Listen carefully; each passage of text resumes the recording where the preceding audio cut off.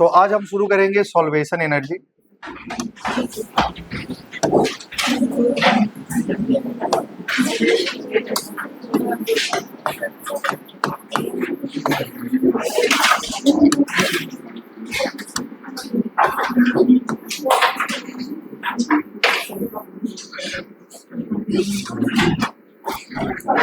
ठीक है, थोड़ा सपोर्ट पे ध्यान देंगे। सॉल्वेशन एनर्जी और हाइड्रेशन एनर्जी की बात करेंगे।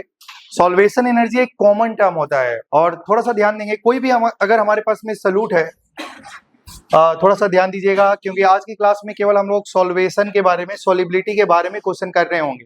अभी तक हमारा लास्ट सिर्फ इस केमिकल बॉन्डिंग में 2 ही टॉपिक है जो आज पढ़ेंगे हम लोग, सॉलिबिलिटी वाला क्वेश्चन और एक होता है फजान रूल। तो अभी लास्ट 2 ही टॉपिक बचा है, इससे आपका पूरा केमिकल बॉन्डिंग कंप्लीट हो जाएगा। तो सॉल्वेशन एनर्जी क्या है थोड़ा उसके बारे में जानेंगे, और हाइड्रेशन एनर्जी क्या है। लेकिन आपको क्या लैटिस एनर्जी के बारे में मालूम होता है क्या? अगर हमारा केटायन और एनायन के बीच में जो फोर्स ऑफ अट्रैक्शन होता है, जिससे 1 मोल आयनिक सॉलिड कंपाउंड का फॉर्मेशन होता है, तो जो एनर्जी रिलीज होती है उस एनर्जी का नाम क्या है? Lattice energy. ठीक है। अच्छा, सॉल्वेशन एनर्जी क्या है? अगर मान लो हमारे पास में कोई सॉल्यूट है, क्या है भाई? सॉल्यूट है। यहाँ में मान लीजिए सॉल्यूट है और आपने इसको सॉल्वेंट में मिला दिया। किसमें मिला दिया? सॉल्वेंट में मिला दिया।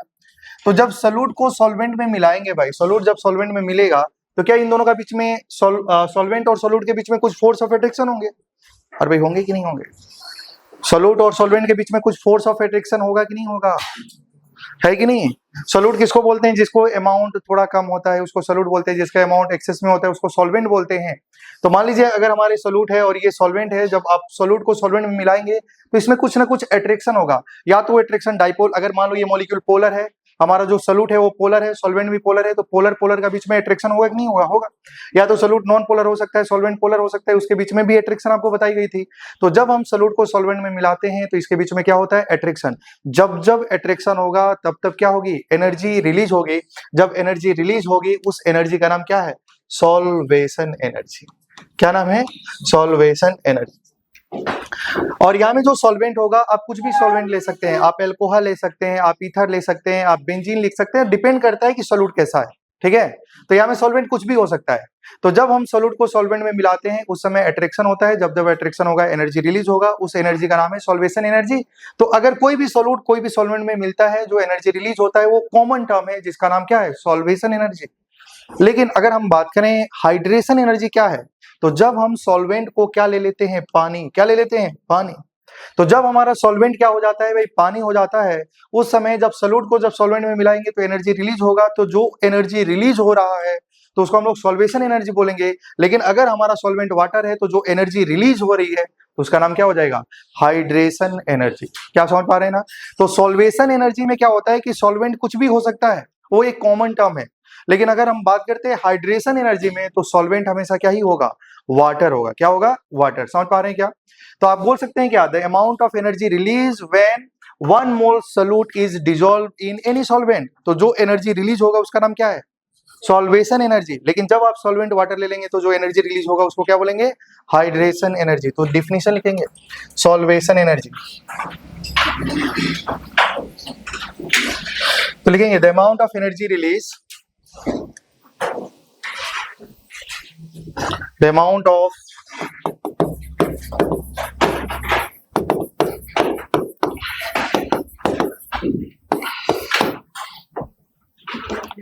amount of energy release when 1 mole of solute is dissolved in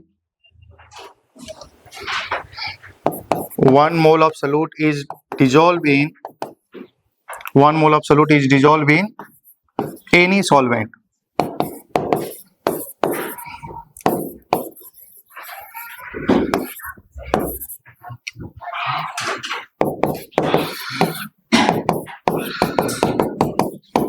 अब नेक्स्ट में लिखेंगे hydration energy.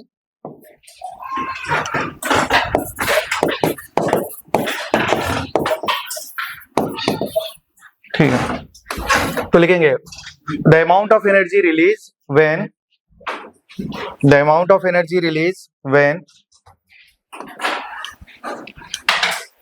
the amount of energy release when 1 mole of solute is dissolved in water.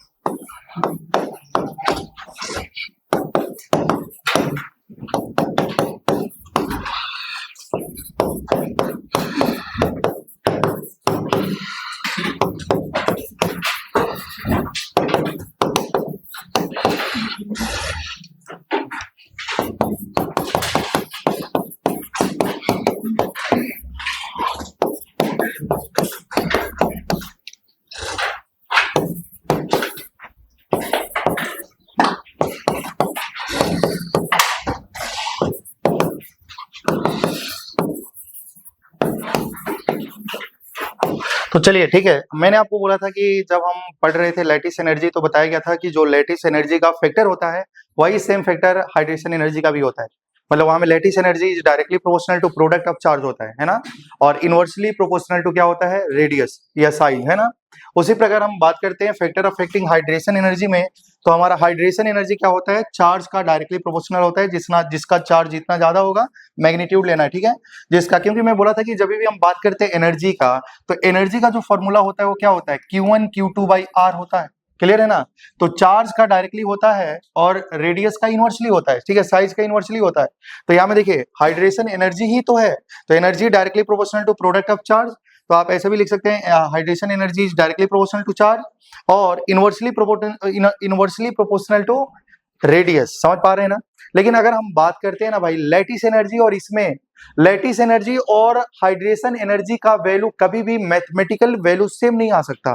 क्यों नहीं आ सकता, उसका रीजन ये है कि जब हम लैटिस एनर्जी की बात कर रहे थे, किसकी बात कर रहे थे, लैटिस एनर्जी की जब बात कर रहे थे, तो वहां में हमने लिखा था कि जो लैटिस एनर्जी होता है वो रेडियस में आपको ऐसे लिखाया गया था R plus plus R minus.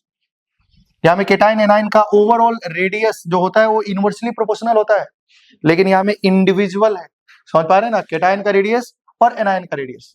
अगर हम बात करें क्या दोनों की वैल्यू सेम आ सकती है, कभी भी सेम नहीं आएगी, दोनों की मैथमेटिकल वैल्यू क्या है, डिफरेंट है। इसलिए कभी भी लैटिस एनर्जी और हाइड्रेशन एनर्जी का जो वैल्यू होगा वो ज्यादा सेम नहीं आ सकता। क्यों नहीं आ सकता है, जैसे ध्यान देना, अगर मान लो मैंने एक बार केटाइन का रेडियस को 2 ले लिया और एनाइन का रेडियस को 3 ले लिया, तो एक बार ये लैटिस एनर्जी हो जाएगा, है ना।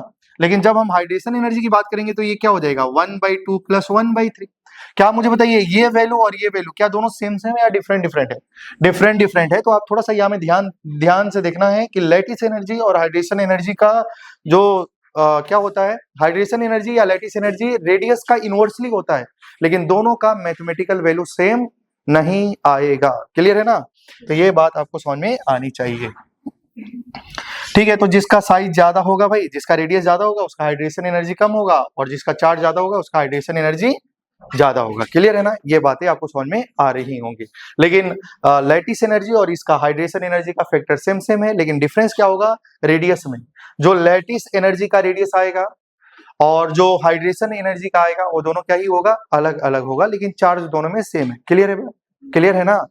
ठीक है, बोर्ड पे ध्यान देंगे। अब हम बात करते हैं जो थर्ड फैक्टर होता है उसको बोलते हैं डाई इलेक्ट्रिक कांस्टेंट, समझ पा रहे हैं ना। तो थोड़ा सा इसके बारे में देखेंगे। जैसे कि अगर हम बात करें, जैसे मान लो कोई हमारा पास एक आयनिक कंपाउंड है, क्या है, आयनिक कंपाउंड है, और आयनिक कंपाउंड क्या है, x प्लस वाई माइनस, है कि नहीं। आयनिक कंपाउंड के बीच में क्या होगा, फोर्स ऑफ अट्रैक्शन होगा कि नहीं होगा, होगा। और हम लोग ये जानते हैं कि अगर ये सोल्यूट है, क्या है, सोल्यूट है, तो इसको डिसॉल्व कराना है सॉल्वेंट में। किसमें डिसॉल्व कराएंगे, सॉल्वेंट में। और मान लीजिए हमारा जो सॉल्वेंट हमने लिया है वो कोई भी सॉल्वेंट ले सकते हैं।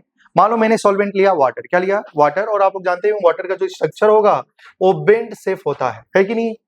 और आप लोग जानते होंगे ये प्लस है, माइनस है, इसके बीच में फोर्स ऑफ अट्रैक्शन होगा, जिससे एनर्जी रिलीज होगा, उस एनर्जी का नाम है लैटिस एनर्जी, जानते हैं आप लोग। अब बोर्ड पे ध्यान देना, अगर मान लो ये ऑक्सीजन है तो इस पे पार्शियली नेगेटिव चार्ज होगा, यहाँ में पार्शियली पॉजिटिव चार्ज डेवलप होगा, और यहाँ में हाइड्रोजन पे पार्शियली पॉजिटिव है और पार्शियली नेगेटिव है, ठीक है। लेकिन अभी से मैंने ऑक्सीजन को अभी से हम लोग ऐसे बना देंगे, समझ लेना, ये पार्शियल पॉजिटिव चार्ज है और ये पार्शियली क्या होगा, नेगेटिव चार्ज होगा, ठीक है। तो मान लो ये आयनिक कंपाउंड है, ये आयनिक कंपाउंड है, और इसको आपने किस में डिसॉल्व करा दिया भाई, पानी में डिसॉल्व करा दिया, ठीक है। तो जब पानी में डिसॉल्व कराएंगे, मतलब एक सॉल्वेंट में जब आप डिसॉल्व कराएंगे, तो इसका जो पॉजिटिव पार्ट होगा वो वाटर के नेगेटिव पार्ट उसको चारों तरफ से क्या कर लेंगे, सराउंड कर लेंगे, है कि नहीं। अगर ये प्लस है तो वाटर के मॉलिक्यूल इसको चारों तरफ से क्या कर लेंगे, सराउंड कर लेंगे, समझ पा रहे हैं ना। और ये जो पार्ट है वो क्या है, ऑक्सीजन, पार्शियली नेगेटिव चार्ज यहाँ में होगा, है कि नहीं। और ये मान लो ये नेगेटिव है तो इसको वाटर का जो पार्शियल पॉजिटिव चार्ज उसको चारों तरफ से सराउंड कर लेगा, मतलब यहाँ में कुछ ऐसा हो जाएगा, समझ पा रहे हैं ना। इसका मतलब समझ लेना ये क्या है, वाटर है, ठीक है।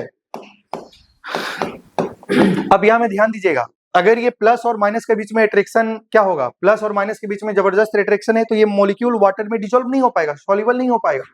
जब अगर इसका चार्ज खत्म हो जाए तो ये बॉन्ड टूट जाएगा, तो वाटर में क्या हो जाएगा, सॉल्युबल हो जाएगा। तो थोड़ा सा ध्यान दीजिएगा, ये जो माइनस चार्ज था यहाँ में पार्शियली नेगेटिव चार्ज था, तो बहुत सारा ऑक्सीजन का पार्शियल नेगेटिव चार्ज मिलके इस पॉजिटिव चार्ज को क्या करेगा, न्यूट्रलाइज करेगा।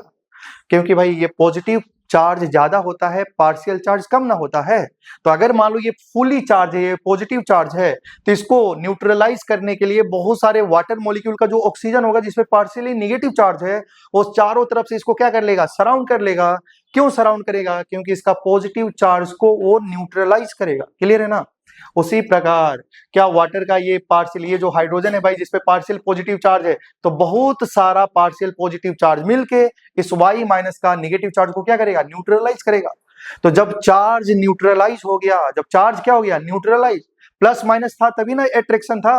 अगर ये चार्ज न्यूट्रलाइज हो जाएगा तो ये क्या हो जाएगा भाई, टूट जाएगा। इसका मतलब ये क्या हो जाएगा, पानी में क्या हो जाएगा, सॉल्युबल हो जाएगा। पानी में क्या हो जाएगा, सॉल्युबल, या कोई भी सॉल्वेंट में वो क्या हो जाएगा, सॉल्युबल हो जाएगा। समझ पा रहे हैं ना? तो डाई इलेक्ट्रिक कांस्टेंट ये क्या होता है, डाई इलेक्ट्रिक कांस्टेंट जो होता है ना भाई, डाई इलेक्ट्रिक कांस्टेंट एक मीडियम की प्रॉपर्टी होती है। एक मीडियम की प्रॉपर्टी का पावर होता है, जितना ज्यादा पावर होगा उतना ही ये चार्ज को क्या कर देगा, न्यूट्रलाइज कर देगा। समझ पा रहे हैं ना? जिसका डाई इलेक्ट्रिक कांस्टेंट की वैल्यू जितनी ज्यादा होती है उतना ही वो क्या करेगा, ये केटायन और एनायन का चार्ज को न्यूट्रलाइज करेगा। और जितना जल्दी चार्ज को न्यूट्रलाइज करेगा वो आसानी से टूट जाएगा, और आसानी से टूट जाएगा तो वो क्या करेगा, उस सॉल्वेंट में क्या हो जाएगा, सॉल्युबल हो जाएगा। क्लियर है ना? तो आप बोर्ड पे ध्यान देना। वाटर को जानते हैं हम लोग क्या बोलते हैं, universal solvent.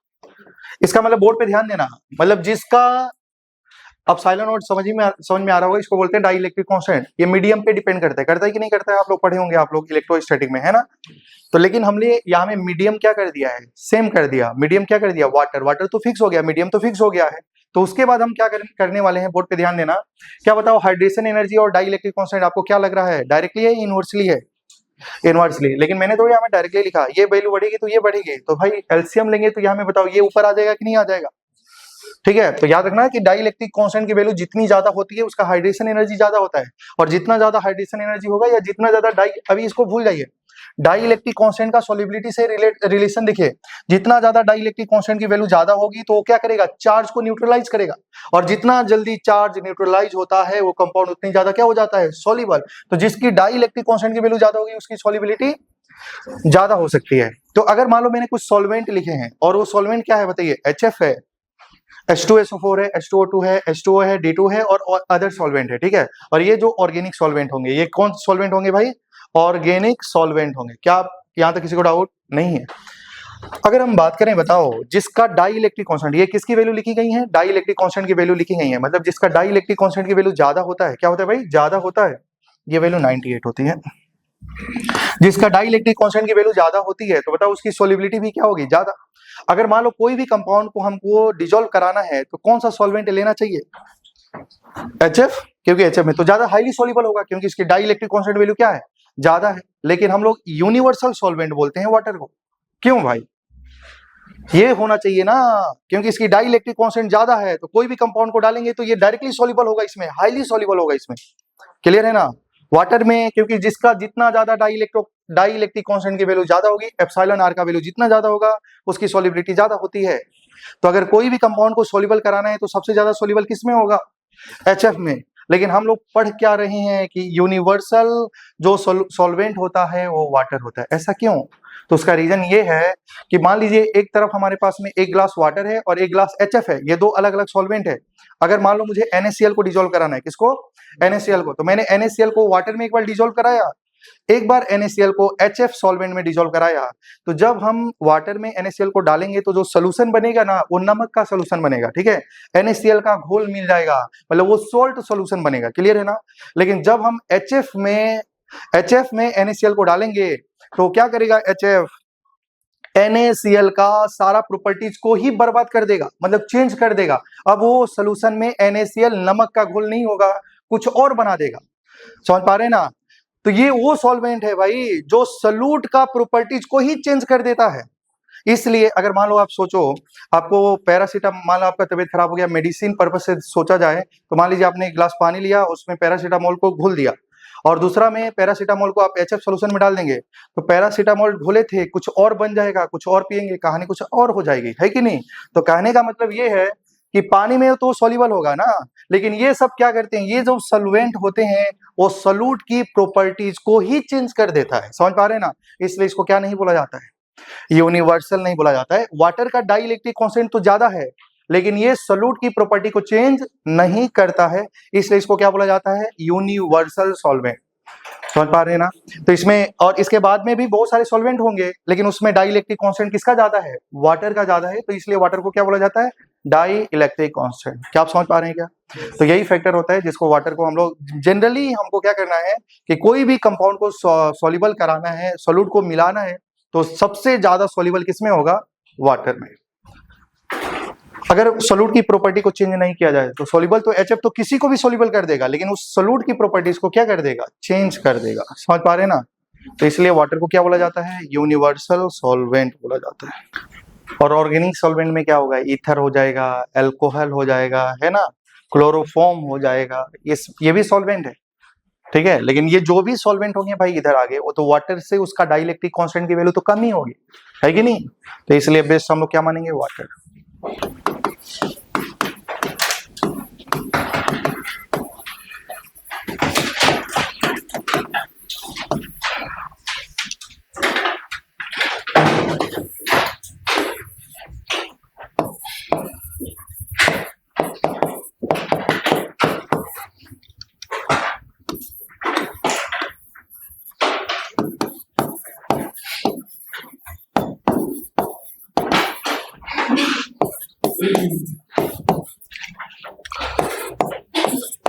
Mechanism of solubility.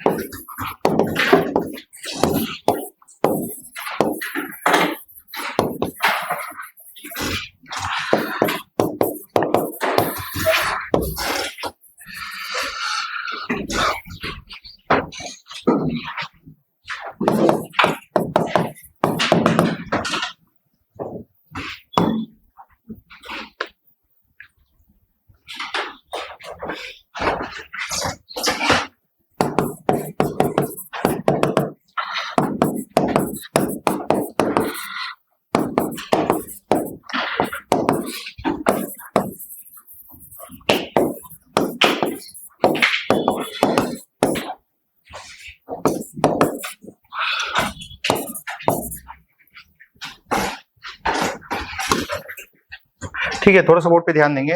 Mechanism के बारे में समझेंगे कि सोल्युबिलिटी की मैकेनिज्म क्या है कि नहीं? तभी आपको पता चलेगा कि इसकी मैकेनिज्म क्या है। मैकेनिज्म समझ जाएंगे तो क्वेश्चन सोल्युबिलिटी का आसानी से हो सकता है। जैसे कि अगर हम बात करें तो देखिए, हम लोग जब भी सोल्यूट को सॉल्वेंट में मिलाते हैं तो आप लोग जानते होंगे लाइक डिजॉल्व लाइक, है ना, लाइक डिजॉल्व लाइक। आप जैसे हैं वैसे ही आप दोस्ती करना पसंद करते हैं, है कि नहीं? आपकी थिंकिंग कुछ और है, आपका दोस्त का थिंकिंग कुछ और है, दोस्ती कभी भी नहीं हो सकती है ना, इसलिए केमिस्ट्री में बोला गया है लाइक डिजॉल्व लाइक। अगर हम बात करें, देखिए अगर हम सोल्यूट और सॉल्वेंट के बारे में बात करें, अभी मैं आपको आगे भी बताऊंगा सोल्यूट और सॉल्वेंट के, तो हमारा जो सोल्यूट होता है वो दो प्रकार का होता है। या तो हमारा आयनिक सोल्यूट होगा या तो कोवेलेंट सोल्यूट होगा, ठीक है। सोल्यूट दो ही प्रकार का होगा, या तो आयनिक होगा या तो क्या हो सकता है, या तो हमारा सोल्यूट जो होगा वो कैसा होगा? आयनिक होगा, ठीक है, समझ पा रहे हैं ना? या तो कैसा होगा? Solute covalent. जब भी हम बात करते हैं कोवेलेंट का तो दो प्रकार की बात होती है, या तो पोलर कोवेलेंट होगा या तो नॉन पोलर कोवेलेंट होगा। तो सोल्यूट हमारा या तो पोलर कोवेलेंट होगा या तो हमारा क्या होगा? नॉन पोलर कोवेलेंट, ठीक है। मतलब अगर सोल्यूट की बात करेंगे ना तो सोल्यूट हमारा यही हो सकता है, या तो आयनिक सोल्यूट होगा या तो पोलर कोवेलेंट सोल्यूट होगा या तो नॉन पोलर कोवेलेंट सोल्यूट होगा। यही तीन प्रकार का हो सकता है। और आप लोग मुझे बताइए, आयनिक कंपाउंड, आयनिक का मतलब प्लस माइनस होता है कि नहीं? आयंस, है कि नहीं? तो अगर हम बात करें, बताओ आयन जो आयनिक है वो पोलर होगा या नॉन पोलर होगा? क्या उसपे plus charge minus charge develop होगा कि नहीं होगा? होगा। अगर प्लस और माइनस चार्ज डेवलप हो रहा है तो क्या हो जाएगा? पोलर होगा कि नहीं होगा भाई? अच्छा बताओ, अगर मैं बात करूं यहाँ में भी देखो, ये पोलर कोवेलेंट है और ये भी पोलर होगा। आयनिक तो पोलर होता है, लेकिन दोनों में ज्यादा पोलर कौन होगा? आयनिक। ये क्या होगा भाई? मोर पोलर होगा। समझ पा रहे हैं ना? ये तो पोलर है, ये पोलर कंपाउंड कैसा है? पोलर। लेकिन ये पोलर कैसा होगा? Less polar. क्यों? क्योंकि आयनिक में कंप्लीट चार्ज डेवलप होता है और यहाँ में पोलर कोवेलेंट में पार्शियल चार्ज डेवलप होता है। वाटर क्या है? वाटर पोलर है, लेकिन इसमें जो चार्ज डेवलप हो रही है वो कैसी हो रही है? पार्शियल। समझ पा रहे हैं ना? तो इसलिए ये पोलर तो है लेकिन लेस पोलर है। ज्यादा पोलर कौन है? आयनिक। तो कहने का मतलब है कि जो आयनिक कंपाउंड होते हैं, अगर ये मोर पोलर है तो ये मोर पोलर सॉल्वेंट में डिसॉल्व होगा। समझ पा रहे हैं ना? अगर पोलर जो पोलर कोवेलेंट कंपाउंड जो होता है वो तो क्या है भाई? पोलर तो है, लेकिन कैसा पोलर है? Less polar. तो ये लेस पोलर सॉल्वेंट में डिसॉल्व होगा। ठीक है, और ये तो नाम ही है नॉन पोलर। तो नॉन पोलर सोल्यूट किस में डिसॉल्व होने वाला है? नॉन पोलर सॉल्वेंट में। क्या आप समझ पा रहे हैं क्या? अगर हम बात करें भाई, ये आयनिक कंपाउंड जो होता है, आयनिक जो सोल्यूट है, आयनिक सोल्यूट है, वो किस में डिसॉल्व होगा? सॉल्वेंट में डिसॉल्व होगा। लेकिन ये मोर पोलर है तो मोर पोलर सॉल्वेंट में डिसॉल्व होगा। तो सॉल्वेंट तो मैंने आपको लिखाया था, तो बताओ मोर पोलर सॉल्वेंट क्या है? वाटर। क्योंकि ये तो प्रॉपर्टी ही चेंज कर देता है ना। तो अगर हमारा जो जरूरत है वो क्या है? वाटर। तो अगर मैं बोलूंगा जो आयनिक सोल्यूट होगा वो कहाँ डिसॉल्व होगा? आयनिक सोल्यूट जो होता है वाटर में ज्यादा सोल्यूबल होगा, क्योंकि दोनों का बीच में जो इंटरेक्शन होगा वो जबरदस्त होगा। क्लियर है क्या? क्योंकि ये मोर पोलर है तो मोर पोलर सॉल्वेंट में डिसॉल्व होगा। अगर ये लेस पोलर है तो लेस पोलर सॉल्वेंट में डिसॉल्व होगा। और लेस पोलर क्या होता है भाई? एसीटोन होता है। क्या होता है? एसीटोन होता है, ईथर होता है, अल्कोहल होता है। ये हमारे क्या होते हैं? जैसे कि अगर हम बात करें अल्कोहल हो गया, हम बात करें ईथर हो गया, समझ पा रहे हैं ना? ये सब एसीटोन हो गया, ये सभी सॉल्वेंट है, लेकिन ये लेस पोलर सॉल्वेंट है और ये लेस पोलर सोल्यूट है। तो less polar solute less polar solvent में डिसॉल्व हो जाएगा। अगर ये नॉन पोलर है भाई, नॉन पोलर सोल्यूट है, तो किस में डिसॉल्व होगा? नॉन पोलर सॉल्वेंट में। और नॉन पोलर सॉल्वेंट क्या होते हैं? CCl4 नॉन पोलर सॉल्वेंट है, बेंजीन C6H6 है। क्या इसका डाइपोल मोमेंट 0 होता है कि नहीं होता है? होता है। तो ये नॉन पोलर सॉल्वेंट है, ये नॉन पोलर सोल्यूट है, तो इन दोनों का बीच में सॉल्यूशन सॉल्युबिलिटी अच्छी होगी। क्या समझ पा रहे हैं क्या? Like dissolve like. तो अगर मान लो, ध्यान से सुनो, अगर हमारा सोल्यूट MX टाइप का है, आयनिक है, क्या है, कैसा है? आयनिक है, प्लस माइनस है कि नहीं? तो ये अगर हमारा आयनिक सोल्यूट है तो इसको डिसॉल्व कराना है तो किस में डिसॉल्व कराया जाएगा? मोल पोलर सॉल्वेंट में, है ना? और सॉल्वेंट क्या, मोल पोलर सॉल्वेंट क्या होता है? पानी। क्या होता है? पानी। तो अगर हमारे पास में आयनिक सोल्यूट है तो उसको डिसॉल्व कहां में कराएंगे? वाटर में। किस में डिसॉल्व कराएंगे? वाटर में। अगर हमारे पास में यहाँ में पोलर कंपाउंड होता है तो उसको किस में डिसॉल्व कराते हैं? लेस पोलर सॉल्वेंट में। एसीटोन में करा देते, अल्कोहल में करा देते, ईथर में करा देते। बोलो क्लियर है ना? अगर ये नॉन पोलर सोल्यूट है तो इसको किस में डिसॉल्व कराते हैं? कार्बन टेट्राक्लोराइड में या बेंजीन में डिसॉल्व कराते। बोलो क्लियर है क्या? तो अगर हमारा आयनिक सोल्यूट है तो इसको डिसॉल्व कहां में कराएंगे? मोर पोलर सॉल्वेंट। और मोर पोलर सॉल्वेंट क्या है? पानी। क्या है? पानी। तो जब हम इसको इसमें डिसॉल्व कराएंगे भाई, तो मान लो यहाँ में क्या है? ये आयनिक सॉलिड, ये क्या है? आयनिक सोल्यूट है। M प्लस X माइनस है कि नहीं है? तो क्या ये प्लस और माइनस का भी इसमें अट्रैक्शन होगा कि नहीं होगा? बोलो भाई, अट्रैक्शन होगा कि नहीं होगा? होगा।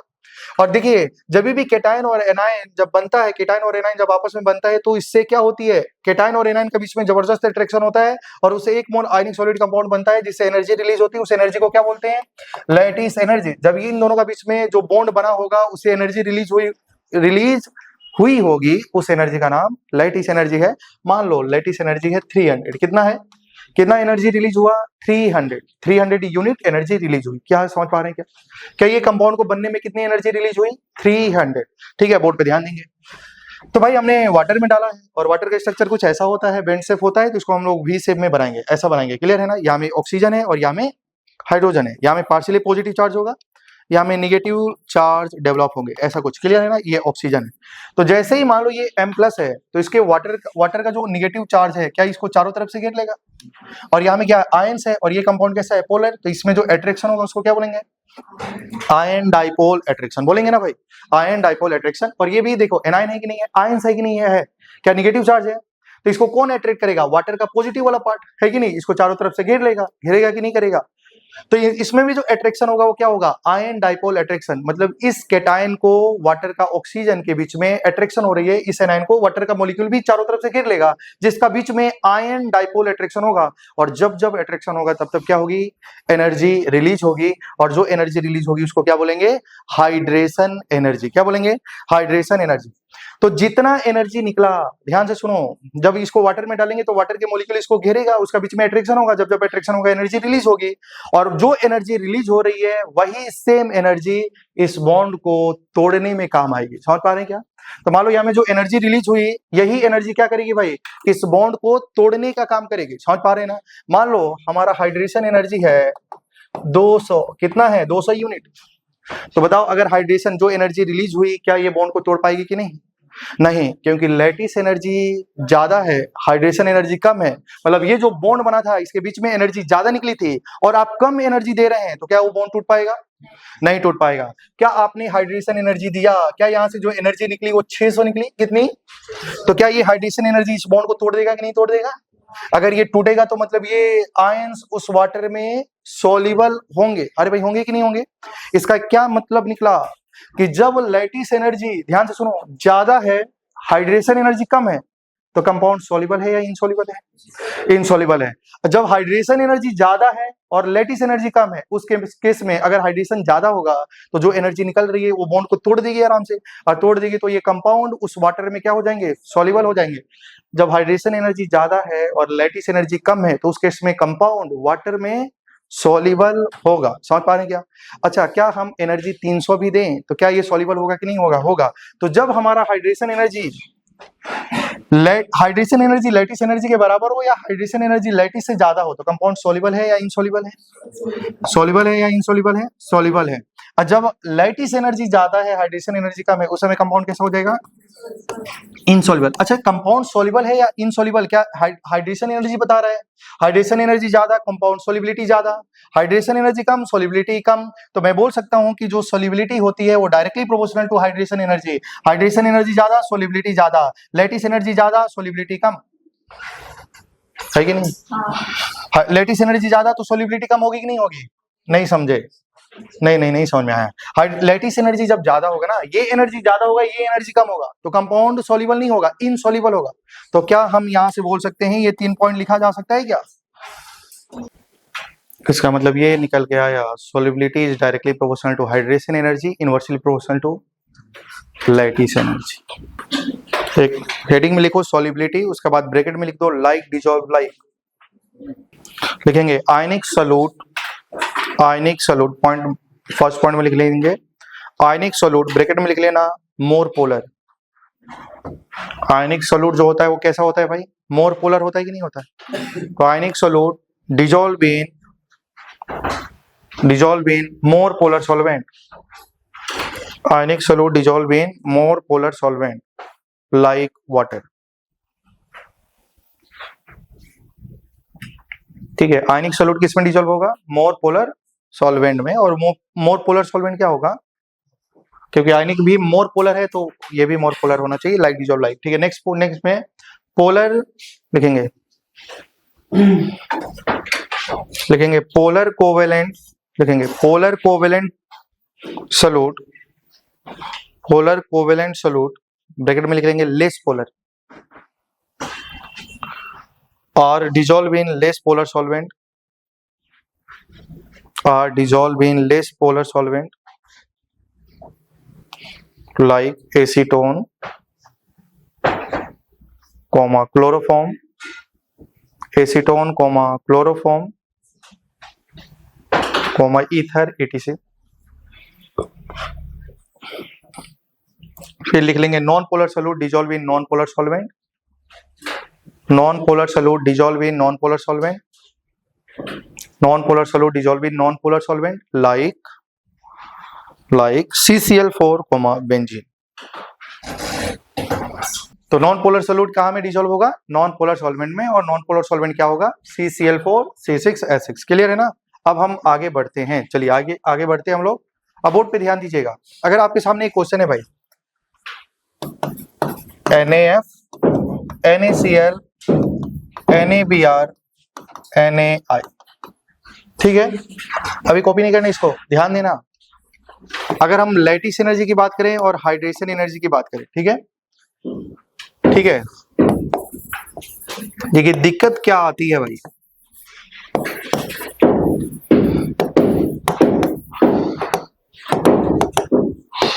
देखिए अगर हमारे पास में डाटा दिया जाए, एक कंपाउंड है उसकी लैटिस एनर्जी इतनी है और उसका हाइड्रेशन एनर्जी इतना है, बताओ सॉल्युबल होगा कि नहीं होगा, तो चेक करके बताया जा सकता है।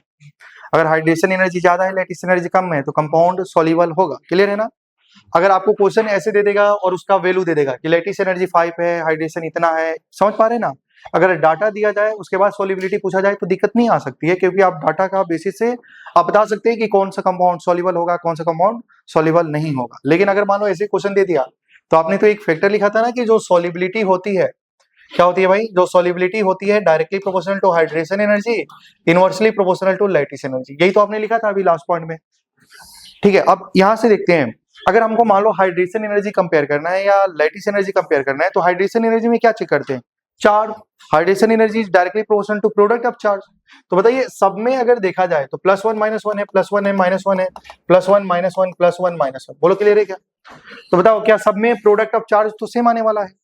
जब प्रोडक्ट ऑफ चार्ज सेम है तो उसके बाद क्या देखते हैं? साइज। अच्छा यहाँ में देखो केटाइन सब में कॉमन है, एनायन होगा, तो जिसका एनायन का साइज बड़ा होगा उसका हाइड्रेशन एनर्जी क्या हो जाएगा? कम हो जाएगा। अरे भाई साइज बड़ा होने से हाइड्रेशन एनर्जी क्या हो जाएगा? कम।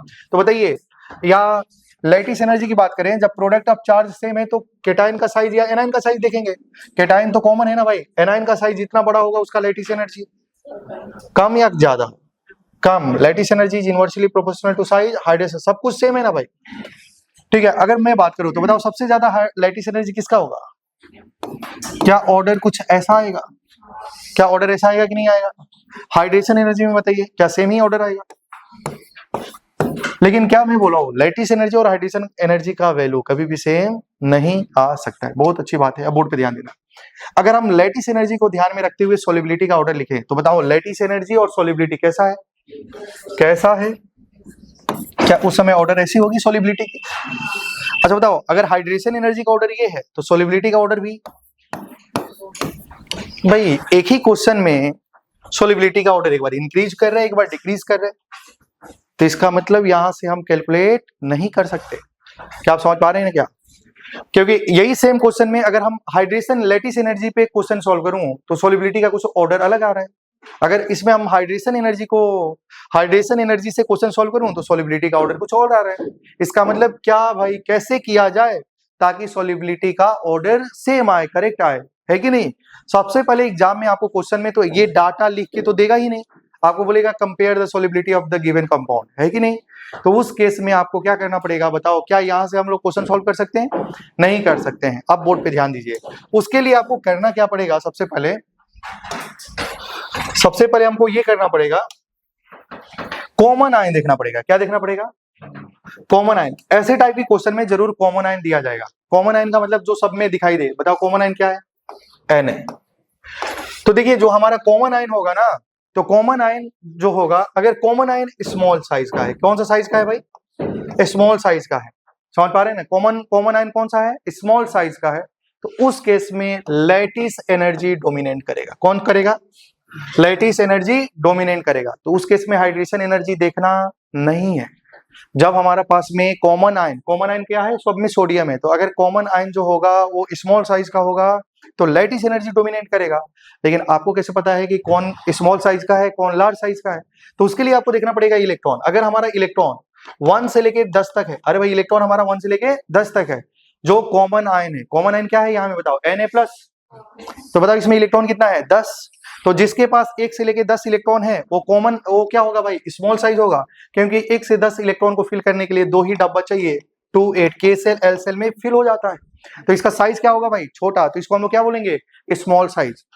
अगर जिसके पास इलेक्ट्रॉन 10 से ज्यादा आ जाए तो उसको क्या बोलेंगे? Large size. क्या बोलेंगे? Large size. तो जब हमारा स्मॉल साइज होगा तो कौन डोमिनेट करेगा? मतलब जब हमारा स्मॉल साइन हो, ध्यान से सुनो, कॉमन आयन देखना है, ये नहीं कि कोई आयन देख रहे हैं, जो सब में कॉमन है उसको देखो। अगर कॉमन आयन स्मॉल साइज का है तो उस केस में सॉल्युबिलिटी लिखने के लिए लैटिस एनर्जी डोमिनेट करेगा, मतलब लैटिस एनर्जी से सॉल्युबिलिटी डिसाइड होगी। जब हमारा लार्ज आयन होगा, क्या होगा, लार्ज साइज होगा, मतलब जो कॉमन आयन है ना, कॉमन आयन क्या हो गया भाई, लार्ज साइज का हो गया। लार्ज साइज कब, जब मोर देन 10 इलेक्ट्रॉन हो जाए। क्या आप समझ पा रहे हैं क्या? अगर 10 इलेक्ट्रॉन से ज्यादा कॉमन आयन जो है लार्ज साइज का, कैसे पता चलेगा, जब उसके पास इलेक्ट्रॉन 10 से ज्यादा है तो हम लोग का क्या होगा भाई, हाइड्रेशन एनर्जी डोमिनेट करेगा। कौन डोमिनेट करेगा, हाइड्रेशन एनर्जी। उस केस में आपको सॉल्युबिलिटी किससे लिखना पड़ेगा, हाइड्रेशन एनर्जी से। क्या समझ में आया क्या? नहीं लगा, नहीं समझ में आएगा। जैसे कि अगर हम बात करें, बोर्ड पे ध्यान देना, LiCO3 क्या लिखा है, नहीं LiNO3 क्या लिखा है, अगर लिखा है LiNO3 KNO3, लिथियम के बाद सोडियम होता है NaNO3, ऐसा कुछ लिखा है क्वेश्चन, सॉल्युबिलिटी कंपेयर करना है, बताओ कॉमन आयन कौन है, नाइट्रेट। क्या है, नाइट्रेट। बताओ इसमें इलेक्ट्रॉन 10 है, 10 से ज्यादा है, 10 से ज्यादा। बताओ इसका साइज स्मॉल साइज है या लार्ज साइज, लार्ज साइज है, लार्ज है, तो कौन डोमिनेट करेगा, तो बताओ सॉल्युबिलिटी देखना है तो केवल क्या देखना पड़ेगा, हाइड्रेशन एनर्जी। लेकिन अगर स्मॉल साइज होगा तो कौन डोमिनेट करेगा, लैटिस एनर्जी। क्या आप समझ पा रहे हैं क्या?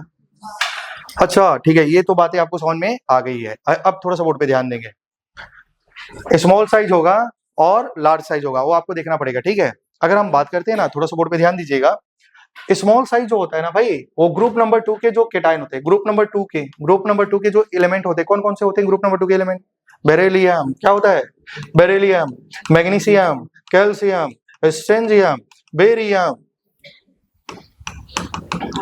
होता है कि नहीं होता है, रेडियम, रेडियोएक्टिव छोड़ दीजिए, बोलो क्लियर है क्या? इसको हमेशा स्मॉल साइज मानना है। क्या मानना है? ये केटाइन दिखाई देगा, हमेशा स्मॉल साइज मानना है, क्योंकि आप जो ऑर्डर लिख रहे थे, जिग जैग उल्टा एन, कुछ याद आ रहा है क्या? क्या जिग जैग उल्टा एन में क्या बताओ, क्या इसका साइज तो और छोटा हो जाता है?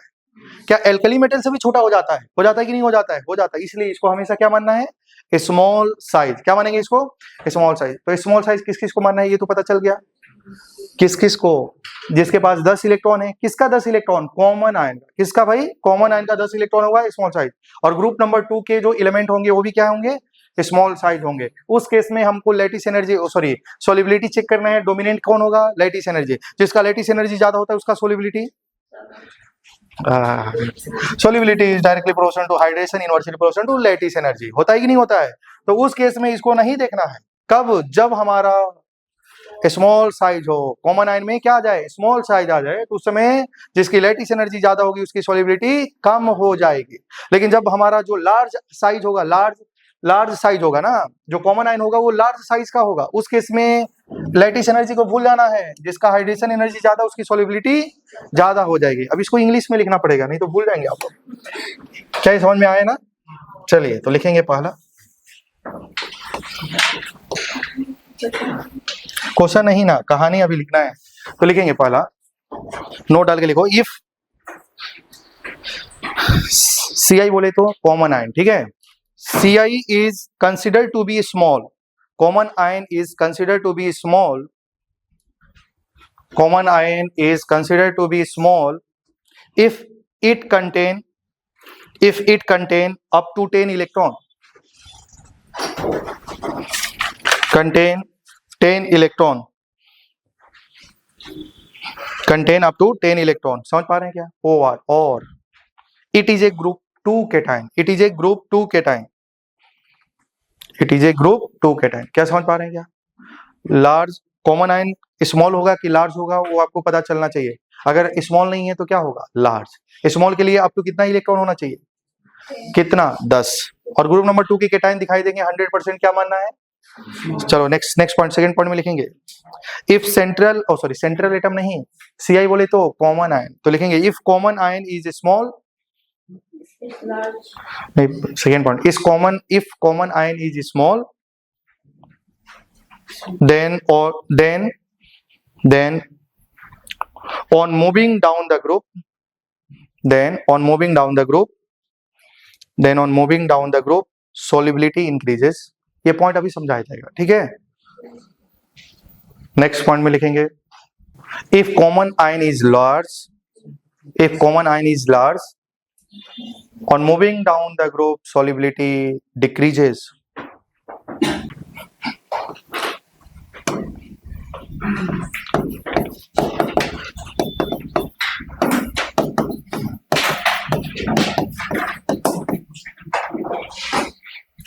ठीक है, समझ पा रहे हैं क्या आप लोग? ठीक है, तो चलिए इसमें दो केसेस बात होंगे। केस नंबर 1 में लिखेंगे, ठीक है, लिखिए केस 1।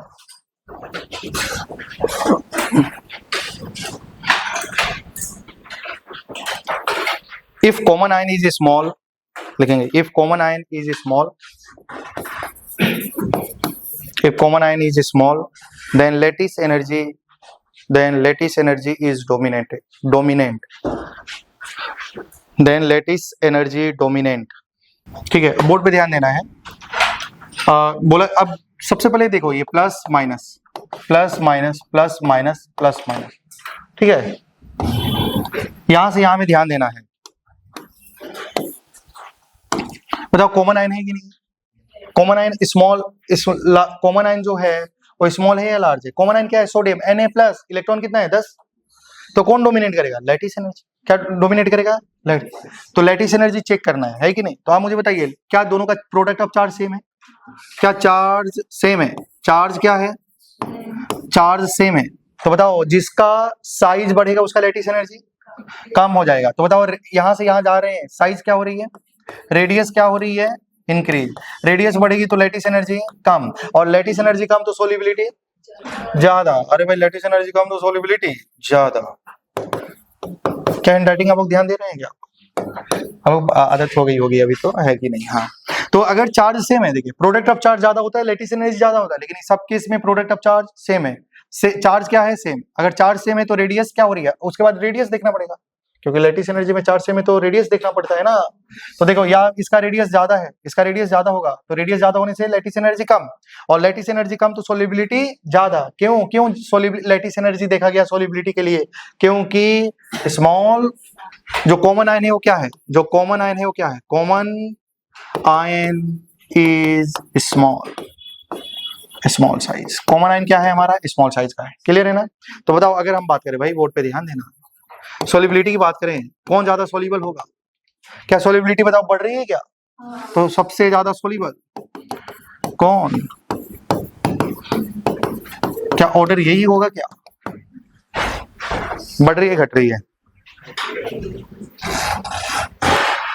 बढ़ रही है ना भाई, इससे ज्यादा ये, इससे ज्यादा ये। ठीक है, क्लियर है ना? Case number 2।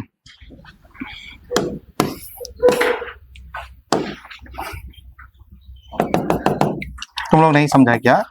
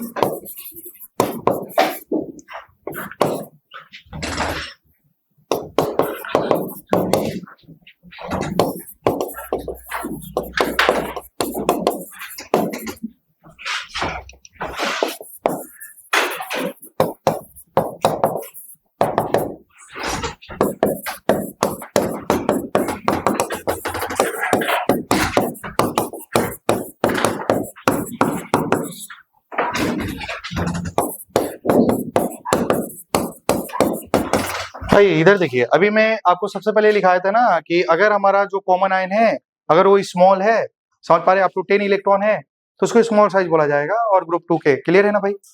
अब थोड़ा सा उसमें आपको केस नंबर 1 में उसमें सेकंड पॉइंट लिखाया था, अगर कॉमन आयन जो है अगर स्मॉल है तो लैटिस एनर्जी डोमिनेट करेगा। नहीं, मैं गलत बोल रहा हूँ, है कि नहीं? मैं बोला था ना कि अगर कॉमन आयन स्मॉल है तो on moving down the group solubility increases, अगर कॉमन आयन लार्ज है तो on moving down the group solubility decreases. ये 3 पॉइंट लिखाया था, फिर केस 1 लिखाया था, है कि नहीं? तो चलिए केस 1 में देखिए, अभी आपको सब समझ में आ जाएगा। बताओ क्या यहाँ में बोर्ड पे ध्यान देना है, ये क्वेश्चन को देखो, क्या ये समझ में आया था क्या? क्योंकि कॉमन आयन स्मॉल था, अगर कॉमन आयन स्मॉल साइज का है तो कौन डोमिनेट करेगा? लैटिस एनर्जी, ठीक है। अब यहाँ में बात करते हैं, बताओ कॉमन कौन मिला? बेरिलियम, मैग्नीशियम, कैल्शियम कॉमन है क्या? सब में वो कॉमन आयन को देखना है। SO4-2 कॉमन आयन कौन है भाई? SO4-2। बताओ उसमें इलेक्ट्रॉन 10 से ज्यादा है कि नहीं है? अगर इलेक्ट्रॉन 10 से ज्यादा है तो बताओ कॉमन आयन क्या लार्ज साइज का है? जब लार्ज साइज का होगा कौन डोमिनेट करेगा? Hydration energy. कौन डोमिनेट करेगा? Hydration energy. तो अब देखना पड़ेगा हाइड्रेशन एनर्जी का ऑर्डर, क्या सब में प्रोडक्ट ऑफ चार्ज +2 -2 +2 -2 है क्या? प्रोडक्ट ऑफ चार्ज सेम है क्या? देखना पड़ेगा साइज। बताओ क्या बेरिलियम, क्या एनाइन तो सब में सेम है, तो क्या केटाइन के बारे में क्या ख्याल है? क्या ऊपर से नीचे जाएंगे केटाइन का साइज बढ़ेगा? बढ़ेगा कि नहीं बढ़ेगा? इसका मतलब रेडियस बढ़ रही है कि नहीं बढ़ रही है यहाँ से यहाँ जाने में? अगर रेडियस बढ़ेगी तो बताओ हाइड्रेशन एनर्जी कम होगा कि नहीं होगा? क्या हाइड्रेशन एनर्जी का सोलिबिलिटी से डायरेक्टली रिलेशन है कि नहीं है? अगर हाइड्रेशन एनर्जी कम होगा तो सोलिबिलिटी भी कम होगा। इसका मतलब क्या यहाँ से यहाँ जा रहे हैं सोलिबिलिटी बढ़ रही है घट रही है? घट रही है। क्या BeSO4 ज्यादा सोल्यूबल है? क्या BeSO4 कम सोल्यूबल है? यही लिखा गया है, क्लियर है ना? अब आपको जो सेकेंड और थर्ड पॉइंट में समझाया गया है अब समझ में आ जाएगा। देखो भाई जो क्वेश्चन पूछा जाता है ना या तो सेम ग्रुप का ही पूछा जाता है। कॉमन आयन क्या है बताओ यहाँ में? Na। क्या जो चेंज हो रही हो क्या है? फ्लोरीन, क्लोरीन, ब्रोमीन, आयोडीन, क्या सेम ग्रुप का है क्या? यहाँ में कॉमन आयन क्या है बताओ? सल्फेट। तो जो अदर आयन है वो क्या है? Beryllium, magnesium, calcium, strontium, barium, क्या सेम ग्रुप का है कि नहीं है? तो क्या आपको बार बार इतना कहानी लिखना पड़ेगा क्या? नहीं। सेकेंड थर्ड पॉइंट याद रखिए, अगर हमारा कॉमन आयन स्मॉल है on moving down the group solubility increases. बताओ सोलिबिलिटी बढ़ रही नहीं बढ़ रही है? अगर कॉमन आयन लार्ज होगा तो बताओ on moving down the group solubility decreases, है कि नहीं? क्या घट रही है क्या? हाँ ये बात है। केस 2 नहीं लिखे आप लोग, लिखिए केस 2, उसके बाद ये लिखना है, क्लियर है ना? लिखो, if common ion is large then hydration energy dominant. If common ion is large then hydration energy dominant. समझ में आया? अब क्वेश्चन प्रैक्टिस करने की बारी आ चुकी है कि नहीं? भाई एक बात याद रखिए, ये तो मैं बताना ही भूल गया। इधर देखिए, जो सोलिबिलिटी का जो क्वेश्चन है ना वो दो प्रकार से पूछा जाता है। सोलिबिलिटी का फैक्टर लगाने के लिए या तो लैटिस एनर्जी से होगा या तो हाइड्रेशन एनर्जी से होगा, क्लियर है ना? अच्छा, एक होता है पोलराइजेशन से। पोलराइजेशन जिसको फजान रूल बोला जाता है। क्या बोला जाता है? नेक्स्ट क्लास में इसी के बारे में पढ़ेंगे हम लोग, है कि नहीं? लेकिन कब पता चलेगा? मान लो क्वेश्चन बोलेगा सोलिबिलिटी निकालिए, तो तुमको थोड़ी कैसे पता चलेगा कि सोलिबिलिटी हम इससे निकालें कि इससे निकालें? बोलो क्लियर है क्या? तो जब तुम्हारा केटाइन या सॉल्ट एस ब्लॉक का केटाइन दिखाई दे, किसका? एस ब्लॉक का केटाइन। अरे भाई केटाइन क्या है? Na+, B+ Mg+2, क्या एस ब्लॉक का केटाइन है क्या? तो जब भी हमारा एस ब्लॉक का केटाइन दिखाई दे तो सोलिबिलिटी को हम लोग या तो लैटिस एनर्जी से करेंगे या तो हाइड्रेशन एनर्जी सॉल्व करेंगे। लेकिन अगर हमारा जो केटाइन है, अरे भाई क्या है केटाइन, डी ब्लॉक का या पी ब्लॉक का दिखाई दे, किसका किसका? या तो पी ब्लॉक का दिखाई दे केटाइन या डी ब्लॉक का केटाइन दिखाई दे, तो हम सोलिबिलिटी को फजान रूल से करेंगे। किससे करेंगे? जैसे कि अगर तुमसे बोला जाए AgF, AgCl, AgBr, AgI, बोलो क्लियर है क्या? क्या तुमको केटाइन दिखाई दिया? प्लस माइनस, क्या यहाँ में ध्यान दें, प्लस माइनस, है कि नहीं? तो क्या जो केटाइन है सिल्वर है, क्या डी ब्लॉक का एलिमेंट है क्या? क्या डी ब्लॉक का है कि नहीं है? तो क्या इसको अब इसी से करेंगे तो आंसर कभी भी सही नहीं आएगा। तो कहां से करेंगे बताओ?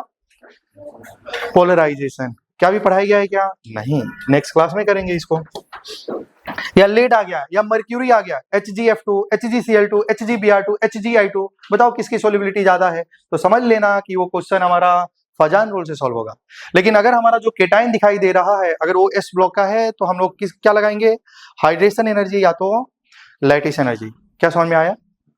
कॉपी करिए।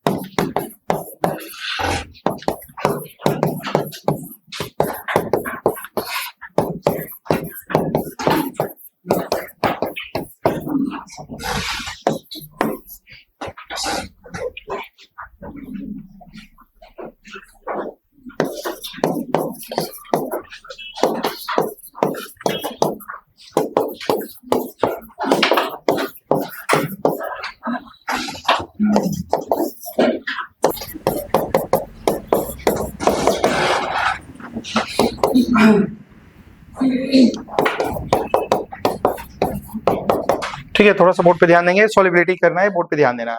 तो यहाँ में देखो सबसे पहले common ion plus minus plus minus plus minus plus minus, है कि नहीं? कॉमन आयन देखो, कॉमन आयन क्या है? सीजीएम। कॉमन आयन क्या है? सीजीएम। बताओ छोटा आयन है कि बड़ा आयन है? नहीं, लार्ज आयन है। लार्ज आयन है। लार्ज साइज है कि नहीं है? तुम लोग समझाई क्या? इलेक्ट्रॉन 10 है क्या इसके पास? नहीं है, तो बड़ा साइज है ना। तो जब लार्ज साइज होता है क्या डोमिनेट करेगा? हाइड्रेशन एनर्जी डोमिनेट करेगा। तो हाइड्रेशन एनर्जी डोमिनेट करेगा, करेगा कि नहीं करेगा? और बताओ, मैं बोला था ना कि बोर्ड पे ध्यान देना, क्वेश्चन बोर्ड पे ध्यान देना, यहाँ में सीजीएम है और बाकी जो क्वेश्चन है वो सेम ग्रुप का होगा, है कि नहीं? तो जब लार्ज साइज होगा ना, तो ये सब नहीं देखना है, कहानी देखना नहीं है। जब लार्ज साइज है और moving down the group, solubility increases और डिक्रीजेस? डिक्रीजेस। क्या सॉलिबिलिटी डिक्रीज करेगा? क्या ऑर्डर ऐसा होगा? होगा कि नहीं होगा? अब यहाँ में ध्यान देना है। बताओ, यहाँ में +2 OH पे -1 होता है कि नहीं होता है? कॉमन आयन क्या है बताओ? Common ion OH minus. क्या बताओ, इसके पास 10 इलेक्ट्रॉन है, ऑक्सीजन में 8, हाइड्रोजन में 1, 9, एक माइनस है तो 10। अरे भाई, है ना? तो बताओ ये कैसा है? Small size. क्या है? Small size. अगर ये स्मॉल साइज का है, क्या है? स्मॉल साइज का है, और moving down the group, solubility increases और डिक्रीजेज? क्या सॉलिबिलिटी बढ़ेगी क्या?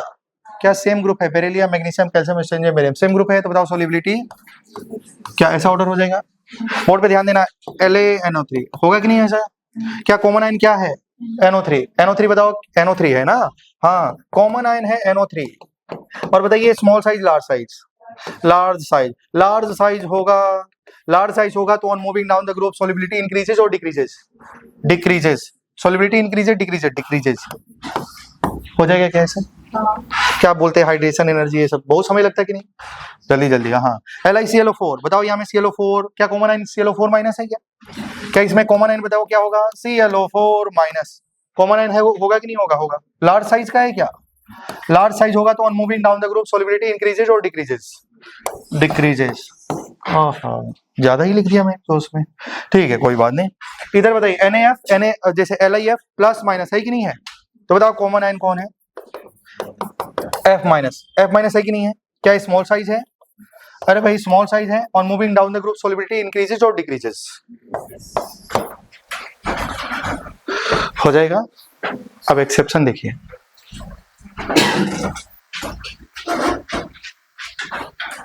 कॉमन आयन, क्या ना समझ पा रहे? तो लिख लीजिएगा कहीं एक बार, नहीं तो ऐसा CI का मतलब होता है कॉमन आयन, ठीक है?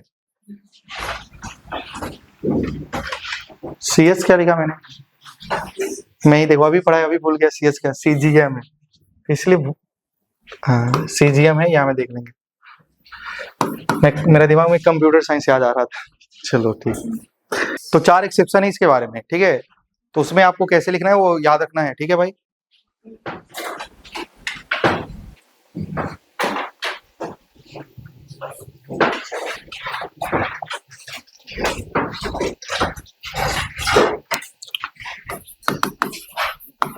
भाई इनऑर्गेनिक में पढ़ने के बाद कुछ ना कुछ एक्सेप्शन होता ही होता है। NH3 NF3 में किसका डाइपोल मोमेंट ज्यादा होता है? किसका? NH3 का। F2Cl2 Br2 I2 में बॉन्ड डिसोसिएशन, और बॉन्ड डिसोसिएशन एनर्जी का ऑर्डर क्या है? F2Cl2 Br2 I2। Cl2 Br2 F2 I2 बिल्कुल सही है। तो चलिए अब एक्सेप्शन की बात करेंगे, ठीक है? तो एक्सेप्शन में देखेंगे,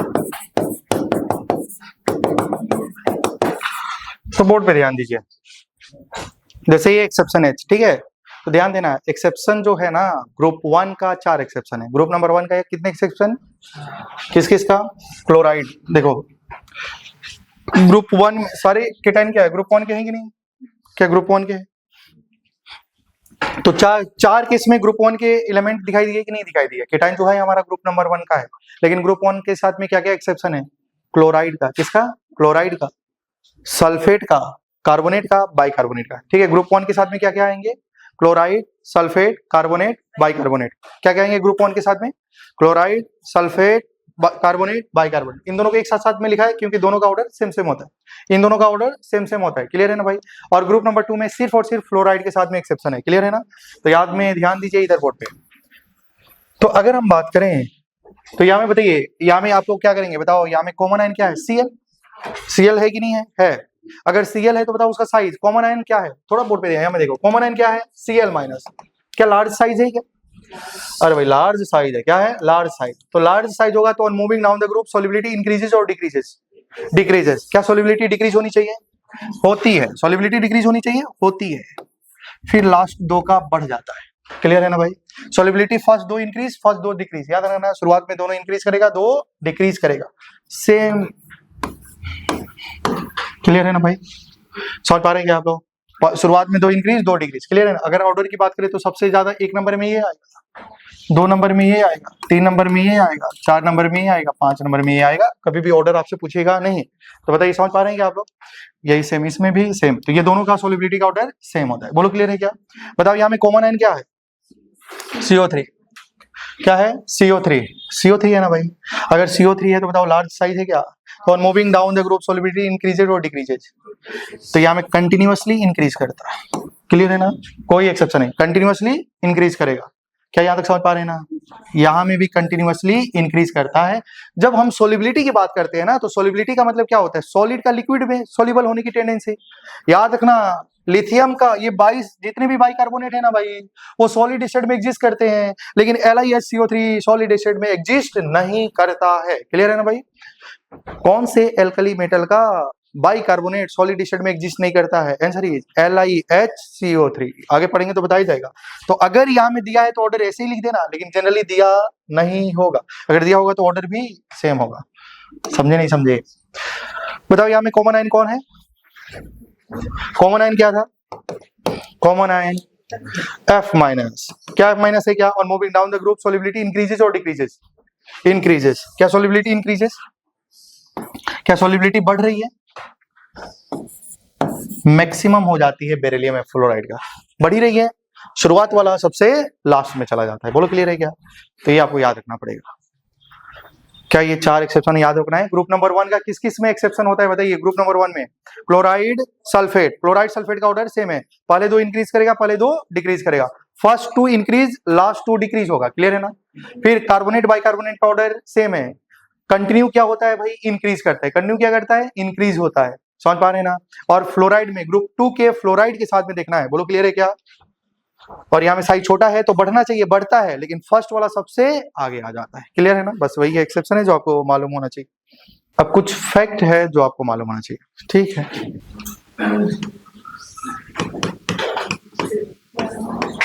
नाम क्या होगा, तो मुझे लग रहा है ये कॉपी हो गया होगा, हो गया क्या।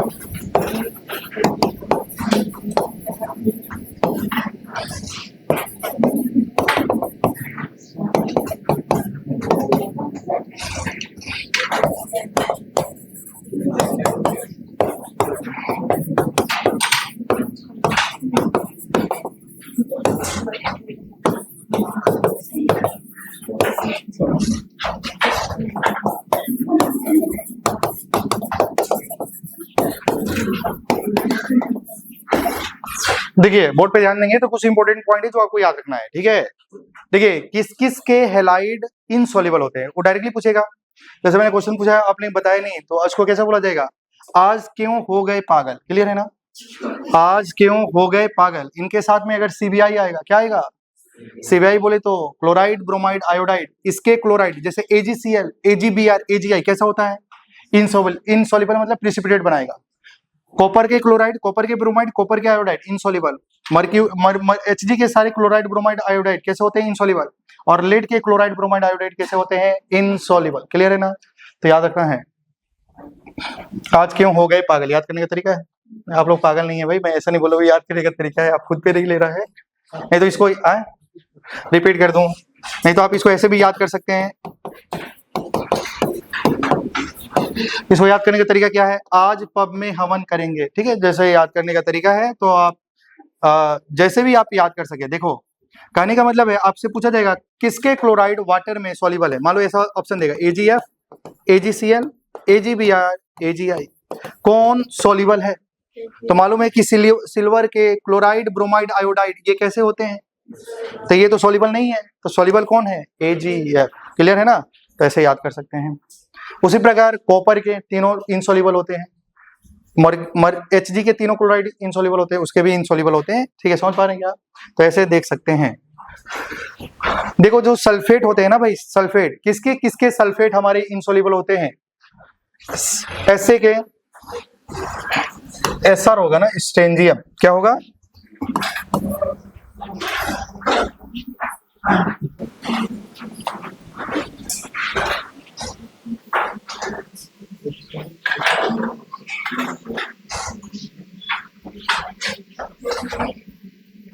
ठीक है, समझ पा रहे हैं क्या आप लोग? तो इसको कैसे याद करेंगे, देखिए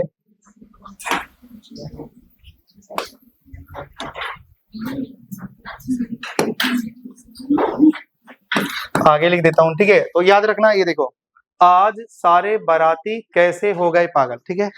तो इनके सल्फेट पीपीटी होते हैं। अभी आप लोगों को मालूम होगा कि हमारे जो अभिषेक सर है उनका शादी तय हो गया ना, उनके लिए ऐसा बता सकते हैं आप उनको। आज सारे बाराती कैसे हो गए पागल, इनके सल्फेट इनसॉल्युबल होते हैं। इनसॉल्युबल मतलब प्रिसिपिटेट बनाते हैं, ठीक है। और ध्यान देना भाई, मोस्टली जो सल्फाइड होते हैं वो इनसॉल्युबल होते हैं। कैसे होते हैं? इनसॉल्युबल होते हैं, ठीक है। क्लियर है ना? तो अच्छा देखो, जनरली किस किस के कुछ कुछ सल्फाइड होते हैं, मोस्टली इन सल्फाइड इनसॉल्युबल होते हैं। किसी किसी का कलर पूछ सकता है, ठीक है। जैसे ZnS का व्हाइट कलर होता है, MnS का पिंक कलर होता है, NiS का ब्लैक होता है, COS का ब्लैक कलर होता है। समझ पा रहे हैं ना? कैसे याद करेंगे? देखो जो इंसान होता है ना भाई, इंसान समझ रहे हैं ना आप लोग? हाँ, इंसान कैसे याद करेंगे? इंसान जन्म से सफेद होता है। व्हाइट का कलर हिंदी में क्या बोलते हैं? सफेद। इंसान जन्म से सफेद, मन से गुलाबी और नियत से काला। तो ऐसे याद कर सकते हैं, इंसान जन्म से व्हाइट सफेद, मन से गुलाबी, नियत से काला, किसके जैसे काला? कौवा जैसा काला। तो याद रख सकते हैं इसे।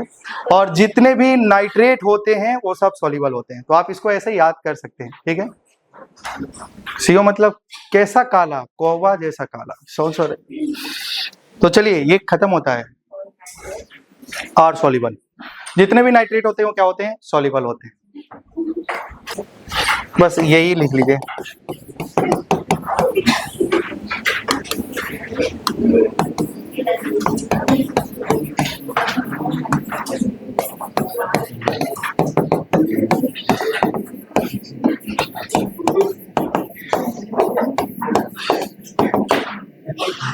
Which of the following compound is soluble? बताओ, AgF, AgCl, AgBr, AgI कौन सा होगा? AgF, क्योंकि सिल्वर के क्लोराइड, ब्रोमाइड, आयोडाइड इनसॉल्युबल होते हैं।